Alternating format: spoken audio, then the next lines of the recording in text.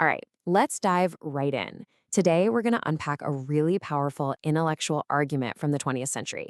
It's a scholar's case for why the Quran might be more than just a book, why it could be seen as a continuous living miracle. So, can a book be a perpetual miracle? I mean, think about it. Usually, when we think of miracles, we picture these one time events, right? Like the parting of a sea. But this claim is totally different. It asks if a text, just words on a page, can itself be a miracle that endures age after age. Okay, so the person behind this whole argument is a scholar named Sayyid Nursi, and he lays it all out in his work, The 25th Word. What's really interesting is he's not just stating a belief, he's trying to build this logical proof aimed squarely at a modern skeptical mindset. So, his argument has a few key parts, a few pillars, you could say. And the first one, maybe the most famous one, is all about the language. The claim is that the Quran's eloquence, its literary quality, is just on another level, something no human could possibly replicate. And to get why this is such a big deal, you have to understand the context Nursi paints. We're talking 7th century Arabia. Here, poetry and eloquence, that wasn't just a hobby. It was everything. It was power, it was pride. Your best poet was like your superstar athlete and your top general rolled into one. And right into the middle of this culture, this world obsessed with beautiful language, the Quran drops his bombshell of a challenge.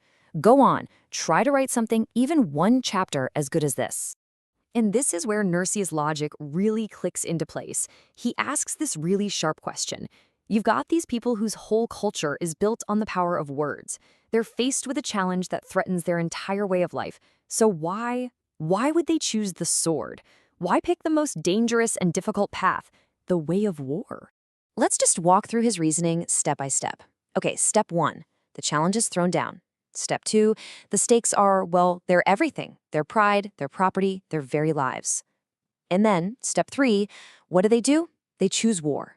For Nursi, the conclusion is just crystal clear. If they could have won with a poem, they would have. The fact that they chose bloodshed was, in his view, an admission of literary defeat. It means they just couldn't do it. All right, so that's the first pillar. The second one is this idea that the Quran isn't just beautifully written, but that its very words contain an ocean of meaning. It's like every verse has these different layers that can speak to totally different people in totally different eras. You know how some things just have one meaning? Well, this idea is the exact opposite. It's saying a single phrase in the Quran is dimensional. It can give a simple, profound truth to an ordinary person living 1,000 years ago, and at the same time, offer a completely different, complex insight to a scientist or a philosopher centuries later. And to make this idea concrete, Nursi points to a specific example from the Quran. The phrase is incredibly simple, and the mountains, it's pegs. Okay, pegs. What on earth could that mean? Well, let's look at layer 1. For the poet, or say a nomad living in a tent, you hear mountains as pegs, and you get it instantly. The sky is this massive tent over the world, and the mountains, they're the strong pegs driven into the earth to hold it all down.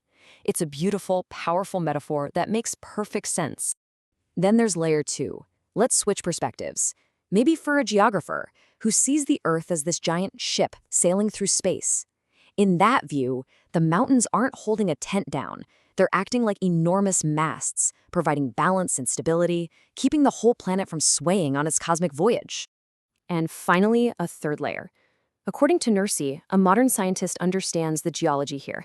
We know mountains play a crucial role in stabilizing tectonic plates, calming tremors, and helping to maintain the planet's steady rotation. So in a very real, scientific sense, they act like pegs, stabilizing the Earth's crust.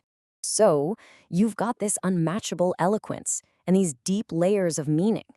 And that brings us to the third and final pillar of Nursi's argument, this idea of timelessness, that the Quran somehow manages to speak to every generation as if it were brand new. He has a great name for it, perpetual youth. Think about it. Human laws, philosophies, ideas, they get old, right? They become obsolete. But Nursi's point is that the Quran's core principles remain eternally fresh, eternally applicable, because they're addressing the core of what it means to be human in any era. And he makes this point by drawing a really stark contrast. He says, look at modern civilization. What's it often built on? Force, self-interest, conflict. But then you look at the principles in the Qur'an, and he says they're the complete opposite. Its foundation is truth, its aim is virtue, and its principle for life is mutual assistance. This fundamental opposition, he claims, is what proves its timeless relevance. So when you put it all together, the unmatchable literary genius, the ocean of meaning in every verse, and a set of timeless principles that never seem to age, Nursi's argument becomes clear. For him, these aren't the hallmarks of a human work. They are the unmistakable signature of a divine author. And that leaves us with a much bigger question to ponder, doesn't it? Whether you're looking at this argument or any foundational text, it makes you ask, what is it that truly gives a book its power and its authority? Is it logic? Is it history? Is it faith? Or something else entirely? It's definitely something worth thinking about.